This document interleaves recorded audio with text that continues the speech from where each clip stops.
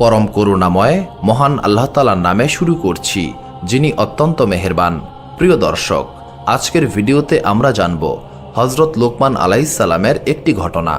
হযরত লোকমান আলাইহিস সালাম ছিলেন একজন বুজুর্গ ব্যক্তি। পবিত্র কোরআন শরীফে তার নাম দুইবার এসেছে এবং পবিত্র কোরআন শরীফে মহান আল্লাহ তাআলা তার নামেই একটি সূরা নাজিল করেছেন। মহানবী হযরত মুহাম্মদ সাল্লাল্লাহু আলাইহি সাল্লাম বলেছেন, লোকমান কোনো পয়গম্বর ছিলেন না, কিন্তু তিনি ছিলেন মহান আল্লাহ তাআলার অনেক নিকটবর্তী একজন বান্দা। তিনি সর্বদা মহান আল্লাহ তাআলার জিকিরে মশগুল থাকতেন। তিনি সর্বদা ঈমানের উপর অটল থাকতেন এবং মহান আল্লাহ তাআলাকে সবসময় স্মরণ করতেন। মহান আল্লাহ তাআলা তাকে অনেক ইলম দান করেছিলেন। বিভিন্ন বর্ণনাতে হযরত লোকমান আলাইহিস সালামের বয়স 200 থেকে 500 বছর পর্যন্ত জানা যায়। তার জন্ম হয়েছিল আফ্রিকায়। এই কারণে তার গায়ের রং ছিল কালো এবং হাত পা ছিল অনেক মোটা মোটা এবং বড় বড়। তিনি বনি ইসরায়েলের একটি গৃহে গোলাম ছিলেন, কিন্তু তার জ্ঞান এবং ইলম দেখে তার মনিব তাকে আজাদ করে দেন। বিখ্যাত মুহাদ্দিস মাসুরি লিখেছেন, হযরত লোকমান আলাইহিস সালাম আফ্রিকার একটি গ্রামে বাস করতেন। তার মালিকের নাম ছিল কান বিন হাসার। হযরত লোকমান আলাইহিস সালাম দাউদ আলাইহিস সালামের মৃত্যুর 10 বছর পরে জন্মগ্রহণ করেন এবং হযরত ইউনুস আলাইহিস সালামের সময়কাল পর্যন্ত জীবিত ছিলেন। মহান আল্লাহ তাআলা তাকে অনেক ইলম দান করেছেন এবং তিনি মহান আল্লাহ তাআলার প্রদত্ত জীবন বিধান অনুযায়ী নিজেকে সর্বদা পরিচালিত করতেন। একটি বর্ণনা এসেছে, লোকমান আলাইহিস সালাম তার পুত্রকে বলেছিলেন, হে আমার পুত্র, আমি প্রায় 400 পয়গম্বরের খিদমত করেছি এবং তাদের নিকট থেকে আমি 4টি বিষয় শিখেছি। 1. তুমি যখন নামাজরত অবস্থায় থাকবে তখন নিজের হৃদয়কে হেফাজত করবে। 2. তুমি যখন ব্যবসা করবে তখন হারাম থেকে বেঁচে থাকবে। 3. যখন তুমি অন্য কারো গৃহে প্রবেশ করবে তখন নিজের চোখকে হেফাজত করবে, অর্থাৎ নান মাহারাম নারীর দিকে তাকিও না। 4. তুমি যখন লোকদের সঙ্গে কথা বলবে তখন নিজের জিহ্বাকে হেফাজত করবে। জানা যায় হযরত লোকমান আলাইহিস সালাম তার জীবনের বেশিরভাগ সময় বাইতুল মুকাদ্দাসে পার করেছেন। হযরত লোকমান আলাইহিস সালাম একজন আফ্রিকান বলে দেখতে এতটা সুন্দর ছিলেন না, কিন্তু তবু মানুষ তাকে সম্মান করত এবং ভালোবাসত। এর প্রধান কারণ ছিল তার অন্তরের সৌন্দর্য, তার কথার সৌন্দর্য এবং তার আচরণের সৌন্দর্য। একদা এক ব্যক্তি হযরত লোকমান আলাইহিস সালামকে জিজ্ঞাসা করল, আপনি এত ইলম কোথা থেকে পেয়েছেন? আপনি তো কোনো প্রতিষ্ঠান থেকে শিক্ষা গ্রহণ করেননি। জবাবে হযরত লোকমান আলাইহিস সালাম বলেন, আমি এই ইলম অর্জন করেছি মহান আল্লাহ তাআলার দেখানো পথে চলার মাধ্যমে, মানুষের আমানতের খেয়ানত না করার মাধ্যমে, অতিরিক্ত কথা না বলার কারণে এবং মানুষের সঙ্গে খারাপ আচরণ না করার কারণে। হযরত লোকমান আলাইহিস সালামের এই চারিত্রিক বৈশিষ্ট্যের কথা পবিত্র কোরআন শরীফে উল্লেখ করা হয়েছে, যা সূরা লোকমানে মহান আল্লাহ তাআলা বর্ণনা করেছেন। মহান আল্লাহ তাআলা বলেন, হে ঈমানদারগণ, তোমরা কোনো কিছুকে মহান আল্লাহ তাআলার সঙ্গে শিরক করো না, নিশ্চয়ই শিরক অনেক বড় একটি গুনাহ। হে ঈমানদারগণ, যদি কোনো নেক কাজ একটি সরিষা দানার সমানও হয় আর সেটি থাকুক কোনো জমিনের ভেতরে কিংবা কোনো পাহাড়ের উপরে, কিয়ামতের দিন মহান আল্লাহ তাআলা সেটিকে উপস্থাপন করবেন। হে ঈমানদারগণ, তোমরা নামাজ কায়েম করো, সৎ কাজের আদেশ দাও, অসৎ কাজের নিষেধ করো এবং তোমাদের উপর কোনো মুসিবত আসলে তোমরা ধৈর্য ধারণ করো এবং তোমরা অহংকার করো না এবং জমিনের উপর দম্ভ সহকারে চলাফেরা করো না। নিশ্চয়ই মহান আল্লাহ তাআলা অহংকারীকে পছন্দ করেন না।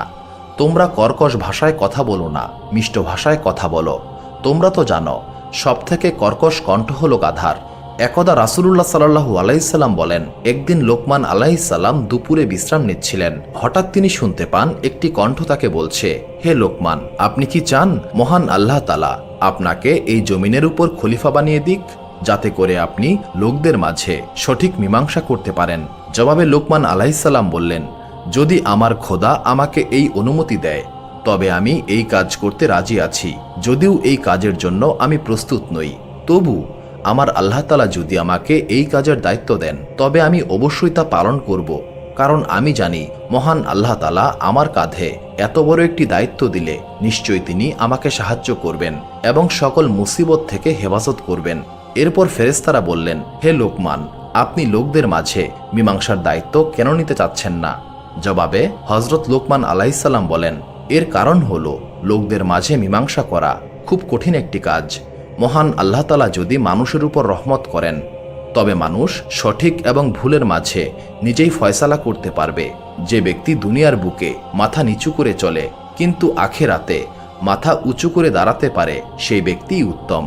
আর যে ব্যক্তি দুনিয়ায় মাথা উঁচু করে চলে কিন্তু আখিরাতে মাথা নিচু করে থাকে সেই ব্যক্তির ভাগ্য কতই না খারাপ। আর যে ব্যক্তি আখিরাতের তুলনায় দুনিয়াকে বেশি প্রাধান্য দেয় সে পথভ্রষ্টের অন্তর্ভুক্ত। এই কথা শুনে ফেরেশতারা খুশি হয়ে সেখান থেকে চলে যান এবং হযরত লুকমান আলাইহিস সালাম গভীর ঘুমে মগ্ন হয়ে যান। ঘুম থেকে ওঠার পর মহান আল্লাহ তাআলা তার জবানে হিকমত নাজিল করেন। যখন তিনি এটা বুঝতে পারলেন তখন তিনি সরাসরি হযরত দাউদ আলাইহিস সালামের নিকটে চলে যান। সমস্ত কথা শুনে হযরত দাউদ আলাইহিস সালাম বললেন, হে লোকমান, এটা তো অনেক খুশির খবর। মহান আল্লাহ তাআলা আপনাকে হিকমত দান করেছেন। প্রিয় দর্শক, এবার চলুন আমরা হযরত লুকমান আলাইহিস সালামের এমন একটি ঘটনা জেনে আসি যা থেকে আমরা বুঝব সবুর কি জিনিস। একদা এক জুয়ারি ব্যক্তি এক নদীর পাশে বসেছিল। উক্ত জুয়ারি একটি প্রতারণামূলক খেলার আয়োজন করে এবং এই খেলার শর্ত ছিল যে ব্যক্তি এই খেলায় হেরে যাবে তাকে এই নদীর সমস্ত পানি পান করতে হবে। আর যদি সে নদীর সমস্ত পানি পান করতে ব্যর্থ হয় তবে সে তার ঘরের স্ত্রী, ধন দৌলত এবং সমস্ত কিছু জয়ী ব্যক্তিকে দিয়ে দেবে। এই খেলায় একজন ধনী ব্যক্তি সেই জুয়ারি ব্যক্তির নিকট হেরে গেল এবং সেই জুয়ারি ব্যক্তি সেই ধনী ব্যক্তির সমস্ত সম্পদ এবং তার স্ত্রীকে নিজের কাছে সুপর্দ করতে বলল। এতে করে সেই ধনী ব্যক্তি অনেক বড় বিপদে পড়ে যায়। সেই ধনী ব্যক্তিটি সেই জুয়ারির কাছে একদিনের সময় চায় এবং হযরত লুকমান আলাইহিস সালামের নিকটে গিয়ে এই বিপদের সাহায্য চান। সব কথা শুনে হযরত লুকমান আলাইহিস সালাম বলেন, আমি আপনাকে সাহায্য করব, কিন্তু একটা শর্তে। আজকের পর থেকে আপনি আর জুয়া খেলতে পারবেন না। ধনী ব্যক্তি এই শর্ত মেনে নেয়। এরপর হযরত লুকমান আলাইহিস সালাম তাকে শিখিয়ে দেন, যখন সেই জুয়ারি ব্যক্তি তার কাছে এসে তার সমস্ত সম্পদ, স্ত্রী অথবা তাকে বলবে সেই নদীর সমস্ত পানি পান করে নিতে, তখন সেই জুয়ারিকে কি বলতে হবে। হযরত লুকমান আলাইহিস সালাম তাকে শিখিয়ে দিলেন, যখন সেই জুয়ারি আপনার কাছে আসবে তখন আপনি বলবেন, তুমি কি এটা চাও যে এই নদীতে গতকাল যতটা পানি ছিল সেই পানি পান করতে হবে, তবে গতকাল থেকে আজ পর্যন্ত যতটা পানি বাষ্পীভূত হয়ে গিয়েছে সেই সমস্ত পানিকে ফিরিয়ে আনো, যেন আমি গতকালের সমস্ত পানি পান করতে পারি। আর যদি তুমি এটা চাও যে আজকে যে পরিমাণ পানি রয়েছে তা পান করতে হবে, তবে এই নদীর সমস্ত মুখ বন্ধ করে দাও যাতে এক ফোঁটা পানিও নষ্ট না হয়। এরপর সেই ধনী ব্যক্তি হযরত লুকমান আলাইহিস সালামের শিখিয়ে দেওয়া সমস্ত কথা সেই জুয়ারিকে বলে। সমস্ত কথা শোনার পর সেই জুয়ারির মুখ বন্ধ হয়ে যায়, সে আর কিছুই করতে পারেনি। এই ঘটনার পর থেকে সবাই হযরত লুকমান আলাইহিস সালামকে চিনতে শুরু করে এবং তার জ্ঞানের কথা চারদিকে ছড়িয়ে পড়তে থাকে। অনেকের মতে এই ধনী ব্যক্তি ছিল হযরত লুকমান আলাইহিস সালামের মালিক। এই ধনী ব্যক্তি এক সময় হযরত লুকমান আলাইহিস সালামকে 30টি সোনার মোহর দিয়ে কিনেছিলেন এবং জুয়ারির হাত থেকে বেঁচে আসার পরে উক্ত ধনী ব্যক্তি হযরত লুকমান আলাইহিস সালামকে আজাদ করে দেন। একদিন এক ব্যক্তি এসে হযরত লুকমান আলাইহিস সালামকে একটি ভেড়া দান করল এবং বলল, এই ভেড়াটি জবাই করে এর থেকে সবচেয়ে সুন্দর 2 টুকরা মাংস আমার জন্য রান্না করে নিয়ে এসো। হযরত লুকমান আলাইহিস সালাম তার জন্য সেই ভেড়ার কলিজা এবং জিহ্বা রান্না করে নিয়ে আসলো। পরের দিন ওই একই ব্যক্তি এসে হযরত লুকমান আলাইহিস সালামকে আরেকটি ভেড়া দিল এবং বলল, আজকেও এই ভেড়াটি জবাই করে এর থেকে সবচেয়ে ভালো 2 টুকরা মাংস আমার জন্য নিয়ে এসো। হযরত লুকমান আলাইহিস সালাম সেদিনও কলিজা এবং জিহ্বা রান্না করে নিয়ে আসলেন। এবার সেই ব্যক্তি হযরত লুকমান আলাইহিস সালামকে প্রশ্ন করলেন, আমি পরপর 2 দিন আপনার কাছে ভেড়া নিয়ে এসেছি এবং আপনি আমাকে 2 দিনই কলিজা এবং জিহ্বা রান্না করে দিলেন, এর কারণ কি? জবাবে হযরত লুকমান আলাইহিস সালাম বললেন, যদি এই 2টি জিনিস কেউ পরিষ্কার রাখতে পারে তবে এর থেকে ভালো কোনো অংশ শরীরে থাকতে পারে না। আবার কেউ যদি এই 2টি জিনিসই নাপাক করে রাখে তবে এই জিহ্বা এবং কলিজা হবে শরীরের সবথেকে নাপাক অংশ। হযরত লুকমান আলাইহিস সালামের মালিকের অনেক বাগান ছিল এবং তার অনেক চাকর ছিল। সেই চাকরদের সবাই ছিল ফর্সা বর্ণের, কিন্তু একমাত্র হযরত লুকমান আলাইহিস সালাম ছিলেন কালো বর্ণের এবং তার মালিক তার সকল চাকরদেরকে সেই বাগানের ফল তোলার কাজে নিয়োগ করতেন। একমাত্র হযরত লুকমান আলাইহিস সালামকে দিতেন সবচেয়ে কঠিন কাজগুলো, যেমন বাগান পরিষ্কার করা, মাটি কাটা, আগাছা পরিষ্কার করা ইত্যাদি। হযরত লুকমান আলাইহিস সালাম যখন এই সমস্ত কাজ করতেন তখন বাকি চাকরেরা তাকে দেখে হাসি ঠাট্টা করত, কারণ তারা মনে করত হজরত লোকমান আলাইহিসসালাম তাদের সবার মাঝে সবথেকে নিচু শ্রেণীর চাকর। একদিন হজরত লোকমান আলাইহিসসালামের মালিক তার সকল চাকরদেরকে বাগানের ফল সংগ্রহ করতে বলল। চাকরেরা গিয়ে ফল সংগ্রহ ঠিকই করল, কিন্তু সেই সঙ্গে তারা সেই সমস্ত সংগ্রহ করা ফল খেয়ে ফেলল। এরপর যখন মালিক এসে ফলের কথা জিজ্ঞাসা করল, চাকররা বলল লোকমান সমস্ত ফল খেয়ে ফেলেছে। এই কথা শুনে লোকমান আলাইহিসসালামের মালিক অনেক রেগে যায় এবং সে হজরত লোকমান আলাইহিসসালামকে ডেকে পাঠায়। হজরত লোকমান আলাইহিসসালাম এসে বুঝতে পারলেন বাকি চাকরদের বলা মিথ্যা কথা তার মালিক বিশ্বাস করেছে এবং তাকে ভুল বুঝেছে। হজরত লোকমান আলাইহিসসালাম বললেন, আপনি আমাকে সহ সকল গোলামদের পরীক্ষা নিন, তাহলেই আপনি বুঝতে পারবেন কি আসলে ফল খেয়েছে। তখন মালিক জিজ্ঞাসা করলেন, আমি কিভাবে তোমাদের পরীক্ষা নেব? তখন হজরত লোকমান আলাইহিসসালাম বললেন, আপনি সকল গোলামকে গরম পানি খেতে বাধ্য করুন, এরপর আপনি ঘোড়ায় উঠে দৌড়াতে থাকুন এবং সকল গোলামকে বলুন আপনার ঘোড়ার পেছনে পেছনে দৌড়াতে, তাহলেই আপনি বুঝতে পারবেন কে ফল খেয়েছে আর খায়নি। হজরত লোকমান আলাইহিসসালামের কথা মতো তার মালিক সকল চাকরকে গরম পানি খেতে বাধ্য করে এবং বলে তার ঘোড়ার পেছন পেছন দৌড়াতে। এরপর কিছু দূর যেতেই একমাত্র হজরত লোকমান আলাইহিসসালাম ব্যতীত সবাই হাঁপিয়ে যায় এবং বমি করে সমস্ত ফল বের করে দেয়। এই দৃশ্য দেখে মালিক বুঝে যান কে ফল খেয়েছে আর কে ফল খায়নি এবং সে বুঝতে পারে সবাই মিলে হজরত লোকমান আলাইহিসসালামকে মিথ্যা দোষী সাব্যস্ত করেছে। এইভাবেই হজরত লোকমান আলাইহিসসালাম নিজেকে নির্দোষ প্রমাণ করেন এবং বাকিদের অনেক বড় লজ্জার সম্মুখীন করেন। হজরত লোকমান আলাইহিসসালাম বেশ কিছুদিন অন্য আরেকজনের গোলামি করেছেন। সেই মালিক হজরত লোকমান আলাইহিসসালামকে অনেক স্নেহ করতেন। তিনি এতটাই স্নেহ করতেন যে কোনো খাবার খাওয়ার পূর্বে হজরত লোকমান আলাইহিসসালামকে সেই খাবার খেতে দিতেন। এরপর লোকমান আলাইহিসসালামের খাওয়া শেষ হলে বাকি খাবার তিনি খেতেন। একদিন হজরত লোকমান আলাইহিসসালামের মালিক একটি তরমুজ উপহার পান এবং সে হজরত লোকমান আলাইহিসসালামের সামনেই সেই তরমুজকে ভাঙেন এবং তরমুজের একটি ফালি হজরত লোকমান আলাইহিসসালামকে দেন। হজরত লোকমান আলাইহিসসালাম খুব আনন্দের সঙ্গে সেই তরমুজের টুকরা খেয়ে নেন এবং বলেন তরমুজটি অনেক মিষ্টি এবং সুস্বাদু। মালিক খুশি হয়ে নিজের জন্য একটি মাত্র ফালি রেখে বাকি সম্পূর্ণ তরমুজ হজরত লোকমান আলাইহিসসালামকে দিয়ে দেন। যখন হজরত লোকমান আলাইহিসসালাম বাকি তরমুজ খেয়ে চলে যান, তখন মালিক তার নিজের জন্য রাখা এক ফালি তরমুজ খেতে শুরু করে, কিন্তু খাওয়া শুরু করতেই তিনি দেখতে পেলেন এটা খুবই বিশ্রী স্বাদের একটি তরমুজ, যা মুখে নেওয়াই কষ্ট। এরপর মালিক হজরত লোকমান আলাইহিসসালামকে জিজ্ঞাসা করলেন, এই বিশ্রী স্বাদের তরমুজ তুমি কিভাবে খেলে? এই তরমুজ তো মুখেই নেওয়া যায় না।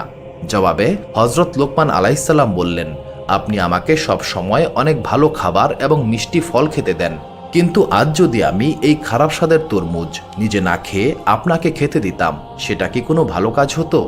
আর আমি এই কাজ করলে সেটি নিমক হারামের মতো কাজ হয়ে যেত। হজরত লোকমান আলাইহিসসালাম আরও বলেন, আমাদের সর্বদা মহান আল্লাহ তাআলার শুকরিয়া আদায় করা উচিত। যদি কখনো কোনো কারণে আমরা আমাদের মন মতো কিছু না পাই, তবে নাশকর করা উচিত নয়। একবার হজরত লোকমান আলাইহিসসালাম তার সন্তানদের তার কাছে ডাকেন। হজরত লোকমান আলাইহিসসালামের অনেক সন্তান ছিল, কিন্তু তিনি সর্বদা বলতেন, হে আমার পুত্র, যেন তার একটিমাত্র সন্তান রয়েছে। যদিও তিনি তার সমস্ত পুত্রকে সমানভাবেই ভালোবাসতেন, তবুও তিনি প্রথমে তার বড় পুত্রকে ডেকে শিক্ষা দিতেন, যেন সেই বড় পুত্র তার বাকি ছোট ভাইদেরকে শিক্ষা দিতে পারে। একবার হজরত লোকমান আলাইহিসসালাম তার পুত্রকে ডেকে বললেন, হে আমার পুত্র, তুমি কখনো লোকদের কথায় কান দিও না, কারণ চেষ্টা ব্যতীত কেউ কোনো কিছু অর্জন করতে পারে না, এবং তুমি কখনোই সবাইকে একসঙ্গে সন্তুষ্ট করতে পারবে না। হজরত লোকমান আলাইহিসসালামের পুত্র বলে, আমি এই ব্যাপারে আরও জানতে চাই, যেন সমস্ত বিষয়টি আমি বুঝতে পারি। হজরত লোকমান আলাইহিসসালাম বললেন, আমার সঙ্গে বাইরে চলো, আমি তোমাকে শিখিয়ে দিচ্ছি। এরপর হজরত লোকমান আলাইহিসসালাম এবং তার পুত্র ঘর থেকে বাইরে বের হন। তাদের সঙ্গে একটি গাধা ছিল। হজরত লোকমান আলাইহিসসালাম সেই গাধার পিঠে চড়ে বসেন এবং তার পুত্র পায়ে হেঁটে চলতে শুরু করে। যখন তারা একটি লোকালয়ে প্রবেশ করলেন, লোকেরা বলতে শুরু করল, দেখো, এই বৃদ্ধ লোকটি নিজে গাধার পিঠে আরাম করে বসে আছে এবং তার পুত্র পায়ে হেঁটে চলছে, এটা একদম ঠিক হচ্ছে না।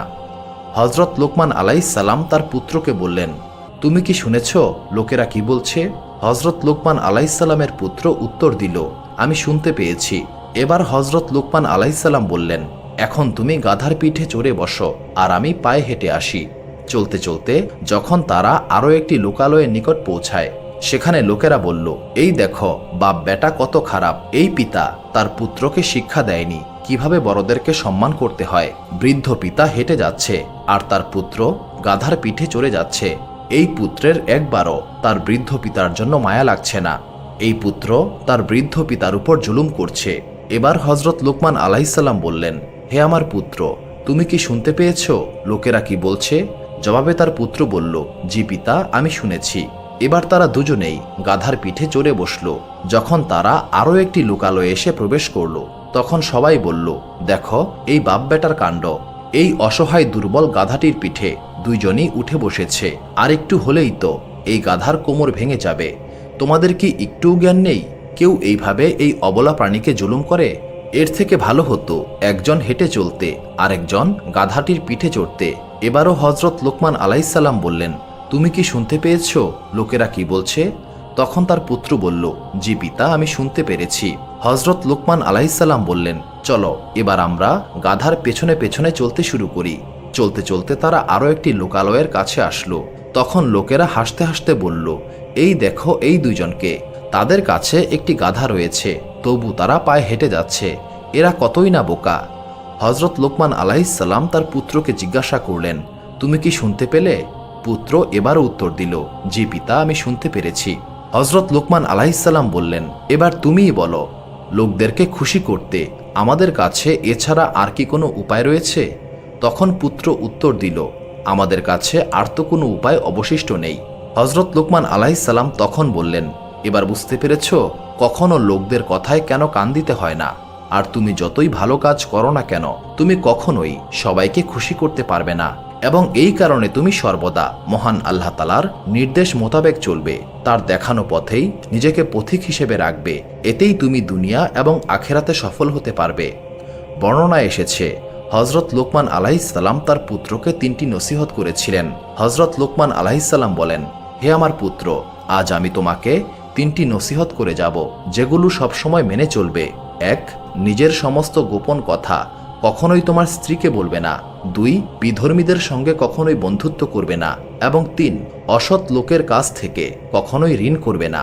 যখন হজরত লোকমান আলাইসাল্লাম ইন্তেকাল করেন, তখন তার পুত্র একবার পরীক্ষা করতে চাইল, যদি সে হজরত লোকমান আলাইসাল্লামের নসিহত না মেনে চলে, তাহলে তার জীবনে কি ঘটতে পারে, এমন কি ক্ষতি হবে।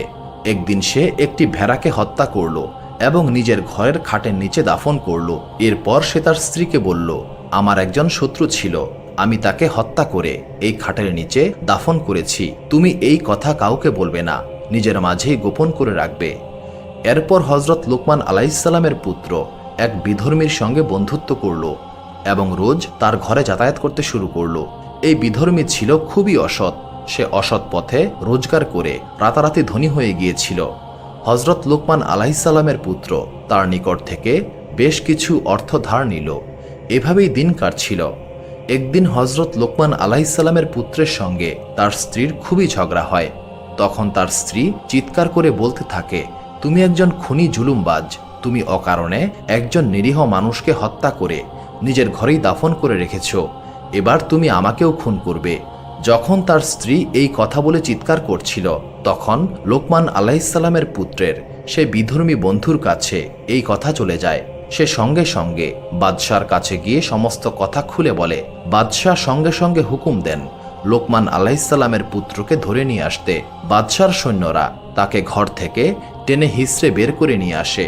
যখন তাকে দরবারে নিয়ে আসা হয়, তখন লোকমান আলাইসাল্লামের পুত্রের সে বিধর্মী বন্ধু বলতে থাকে, তোমাকে যদি এখন মৃত্যুদণ্ড দেওয়া হয়, তাহলে আমার ধার কে শোধ করবে? তুমি এখনই আমার সমস্ত ধার শোধ করে দাও। এমন অবস্থায় হজরত লোকমান আলাইসাল্লামের পুত্র অনেক বিপদে পড়ে যায়। কিন্তু এরপরেও তাকে বাদশার সামনে হাজির করা হয়। তখন বাদশাহ বলল, তুমি তো হজরত লোকমান আলাইসাল্লামের পুত্র, কিন্তু তুমি একজন খুনি, তোমার এতটা অধঃপতন কিভাবে হলো? বিপরীতে হজরত লোকমান আলাইসাল্লামের পুত্র বলল, আমি তো কোনো খুন করিনি, আমি সম্পূর্ণ নির্দোষ। তখন তার সেই বিধর্মী অসৎ বন্ধু বাদশাকে বলল, এই ব্যক্তি মিথ্যা কথা বলছে, সে নিজে খুন করে লাশ তার ঘরে দাফন করেছে। এরপর হযরত লোকমান আলাইহিসসালামের পুত্র বাদশাকে বলল, তাহলে আপনি আমার ঘর তল্লাশি করুন, আমি কোনো ব্যক্তিকে খুন করে আমার ঘরে দাফন করে রেখেছি কিনা। সঙ্গে সঙ্গে বাদশাহ তার সৈন্যদেরকে আদেশ করলেন, যাও ওর ঘরে তল্লাশি করো। সৈন্যরা যখন তার ঘরে তল্লাশি করতে গেল, তখন লোকমান আলাইহিসসালামের পুত্রের স্ত্রী সৈন্যদেরকে সেই জায়গাটি দেখিয়ে দিলেন যেখানে লোকমান আলাইহিসসালামের পুত্র ভেড়াকে হত্যা করে দাফন করে রেখেছিল। যখন সৈন্যরা সেই জায়গাটি খুঁড়ল, তখন দেখতে পেল সেখানে একটি ভেড়া পুঁতে রাখা হয়েছে, যাকে জবাই করা হয়েছে। এটা দেখে সৈন্যরা খুবই অবাক হয়ে গেল এবং বাদশার সামনে সেই ভেড়াটি এনে হাজির করল। তখন বাদশাহ হযরত লোকমান আলাইহিসসালামের পুত্রকে জিজ্ঞাসা করল, তুমি কেন এই ভেড়াকে জবাই করে নিজের ঘরে পুঁতে রেখেছিলে? এর কারণ আমাদের সবাইকে বলো। তখন লোকমান আলাইহিসসালামের পুত্র বলতে থাকে, আমার বাবা আমাকে 3টি নসিহত শিখিয়েছেন। 1, তুমি গোপন কথা কাউকে বলবে না। 2, বিধর্মীদের সঙ্গে বন্ধুত্ব করবে না। 3, অসৎ কোনো ব্যক্তির নিকট থেকে ঋণ করবে না। আমি এই কথাগুলো পরীক্ষা করতে চেয়েছিলাম, আসলে এই কথাগুলো কতটা সত্য এবং যুক্তিপূর্ণ। আমি এখন বুঝতে পারছি আমার বাবার শেখানো প্রতিটা কথা সত্য এবং যুক্তিপূর্ণ। নিশ্চয়ই তার জ্ঞান ছিল অনেক গভীর।